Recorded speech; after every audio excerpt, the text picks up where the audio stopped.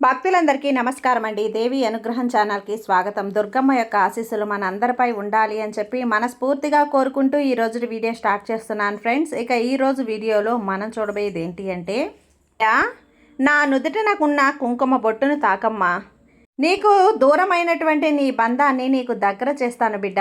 ఎందుకు కంగారు చెప్పు, రేపటి రోజున నీ దూరమైనటువంటి బంధం నిన్ను చేరుతుంది. అవునమ్మా, నేను చెప్పింది నిజం తల్లి. నువ్వు ఏదైతే బంధం దూరమైందని ఇన్నాళ్ళుగా బాధపడుతూ ఉన్నావో ఆ బంధం నువ్వే కావాలి అని నిన్ను వెతుక్కుంటూ నీ దగ్గరికి వచ్చేలా ఈ దుర్గమ్మని నేను చేస్తాను. ఇక నువ్వు భయపడాల్సిన అవసరం లేదు, నువ్వు బాధపడాల్సిన అవసరం అంతకన్నా లేదమ్మా. నీ బంధం నిన్ను వెతుక్కుంటూ వస్తుంది కదా. మరి ఇక ఎందుకు చెప్పు దిగులు, నీకు దిగులు పడాల్సిన అవసరం లేదు బిడ్డ అంటూ దుర్గమ్మ మన కోసం తీసుకొచ్చిన ఈ సందేశాన్ని వినే ముందుగా మన ఛానల్ని ఫస్ట్ టైం చూస్తున్నట్లయితే ప్లీజ్ సబ్స్క్రైబ్ చేసుకోండి ఫ్రెండ్స్. వీడియో నచ్చితే కనుక లైక్ చేసి సపోర్ట్ చేయండి. ఇక వీడియోలోకి వెళ్ళబోయే ముందుగా ఒక్కసారి మనకు బాగా తెలిసినటువంటి గురువు గారు శ్రీ వారాహి అమ్మవారి జ్యోతిష్యాలయంలో జ్యోతిష్యం చెప్తున్నారు గురూజీ సుబ్రహ్మణ్యం రాజు గారు. Contact number 9989794560. ఈ గురువు గారు ఎలాంటి సమస్యనైనా సరే ఫోన్లోనే పరిష్కరించేస్తారు గురూజీ సుబ్రహ్మణ్యం రాజు గారు. నెంబర్ 1 స్త్రీ పురుష వశీకరణ స్పెషలిస్ట్ గురూజీ సుబ్రహ్మణ్యం రాజు గారు. Contact number 9989794560. భార్యాభర్తల మధ్య కలహాలు రావటం, ప్రేమించుకున్న వాళ్ళు దూరం అవ్వటం, మనశ్శాంతి లేకపోవటం, శత్రుపీడ, నరఘోష, నాగదోషం, శత్రు ప్రయోగాలు, ఆరోగ్య సమస్యలు, ఆర్థిక సమస్యలు, కుటుంబ సమస్యలు, మానసిక సమస్యలు మరియు ఎలాంటి సమస్యలనైనా సరే అవలీలగా పరిష్కరించేటువంటి సామర్థ్యం ఉన్నటువంటి గురూజీ సుబ్రహ్మణ్యం రాజు గారు. తప్పకుండా గురువుగారిని కాంటాక్ట్ అయ్యి మీ సమస్యను పరిష్కరించుకోండి. జై వారాహి అమ్మ.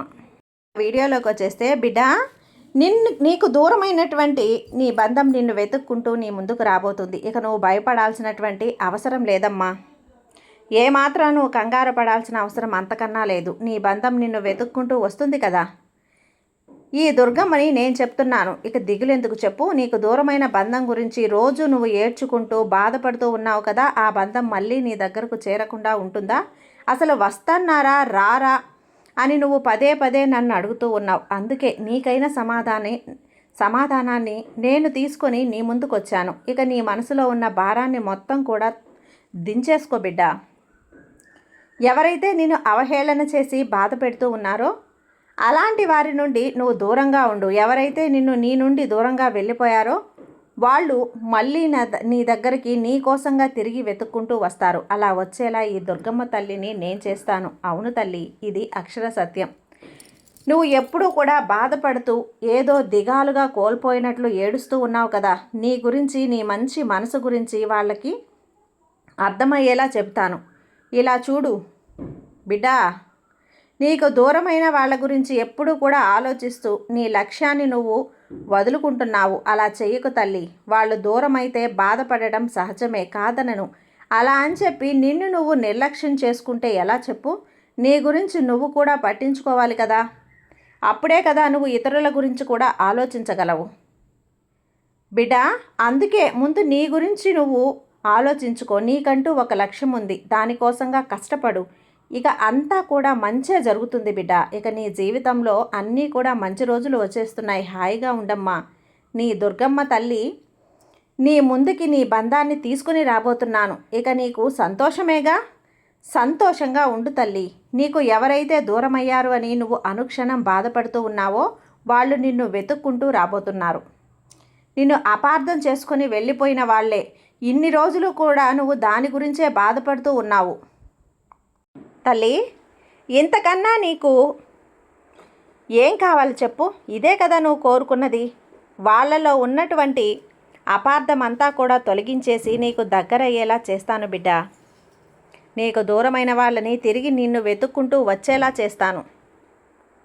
ఇదంతా కూడా నువ్వు నాపై పెట్టుకున్నటువంటి భక్తి, నమ్మకం వల్లనే నేను చేస్తున్నది బిడ్డ. ఇలా చూడమ్మా, ఎవరైతే నిన్ను హేళన చేసి, అవమానించి, నిందించి నీ నుంచి దూరంగా వెళ్ళిపోయారో ఇక వాళ్ళు వాళ్ళ తప్పు తెలుసుకొని నువ్వు ఎంతో గొప్పదానివి, గొప్పవారివి అని చెప్పి తెలుసుకొని నీ దగ్గరికి, నీ మాటల్ని నిన్ను నిజంగా మెచ్చి నీ దగ్గరికి రాబోతున్నారు. నీ నిజాయితీ అతి కొద్ది రోజులలోనే బయటపడుతోంది.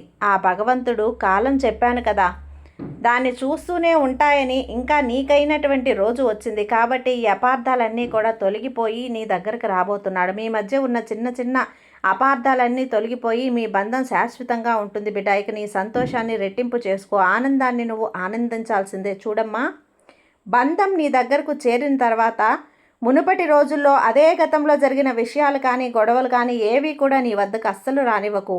ఎందుకు ఇలా చెప్తున్నానో అర్థమవుతుందా? ఒక్క విషయం కూడా నీ దగ్గరికి రానివ్వకు.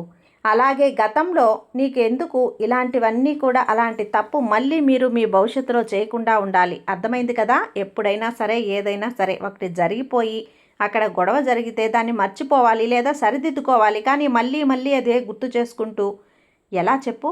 ఈ క్షణం నీది, నీకైన రోజు వచ్చేసింది.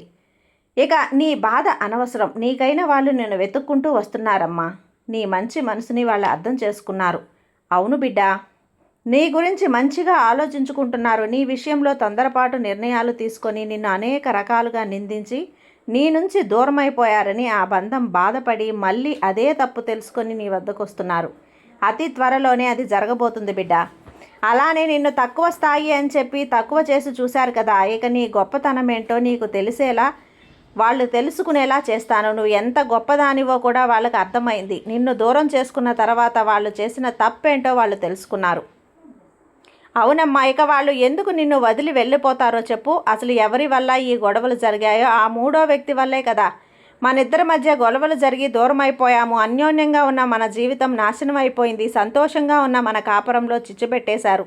సంతోషంగా ఉన్న మన బంధాన్ని నాశనం చేసేశారు అని చెప్పి మూడో వ్యక్తి గురించి క్లుప్తంగా తెలుసుకున్నారు. ఇక కంగారు పడుకో. ఆ మూడో వ్యక్తిని నువ్వే కాదు, నీ బంధం కూడా శాశ్వతంగా దూరం పెట్టబోతుంది. ఆ రోజు కూడా అతి దగ్గరలోనే ఉంది. ఆ మూడో వ్యక్తిని అమాంతం మీరు దూరం పెడితే చాలు, మిగతావన్నీ వాటంతటా అవే తెలిసిపోతూ ఉంటాయి. ఇక ఏమాత్రం కంగారు పడాల్సిన పని లేదు. కాస్త జాగ్రత్త వహిస్తూ మీ బంధాన్ని మీరు కొనసాగించండి చాలు.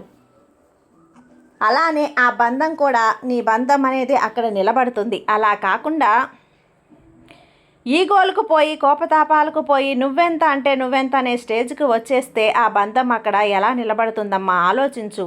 ఈ దుర్గమ్మ చెప్పేది నిజమే కదా.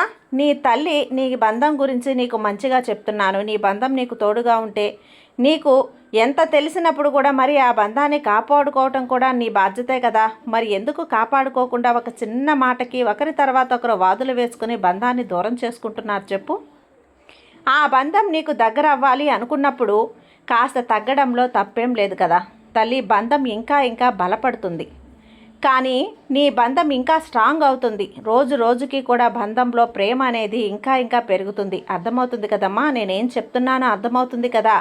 ఎందుకు చెప్తున్నాను అన్నది కూడా, ఇక నీ బంధం నీ దగ్గరకు వచ్చిన క్షణం నుంచి నీ కుటుంబం అంతా కూడా చాలా సంతోషంగా ఉంటుంది.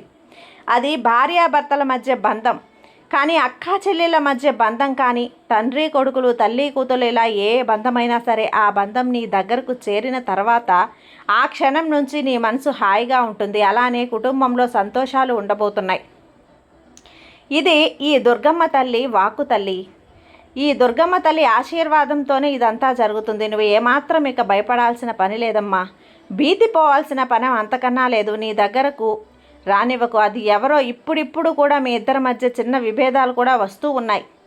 అది కూడా ఆ మూడో వ్యక్తి వల్లనే. కాబట్టి జాగ్రత్త పడు. ఆ మూడో వ్యక్తిని వీలైనంత వరకు దూరంగా పెడితే నీకే మంచిది. ఇక సంతోషంగా ఉండు తల్లి, అన్నీ మారుతాయి.